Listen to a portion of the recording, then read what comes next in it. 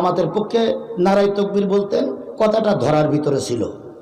আমি যদি জামাত ইসলামের পক্ষে স্লোগান দিতাম, কথাটা ধরার ভিতরে ছিল। গফুর ভাই যদি বিএনপির পক্ষে স্লোগান দিতেন, তাহলে কথাটা ধরার ভিতরে ছিল। সাধারণ কিছু মানুষ তাকবীর দিল তাদের আবেগে। এখানে আবেগে তো আমরা তালা মারতে পারি না, তাদের আবেগটা থাকাই স্বাভাবিক। শেষ পর্যন্ত একজন আর একজনের দিকে গিয়ে তেড়ে গেলেন মাতৃ। যারা এই কাজটা করলেন, যেই করুক, কাজটা ঠিক হয়নি। যতদিন পর্যন্ত আল্লাহর এই জমিনে মানুষের তৈরি সমস্ত জীবন বিধানের উপরে আল্লাহর দেওয়া জীবন বিধান বিজয়ী না হবে, ততদিন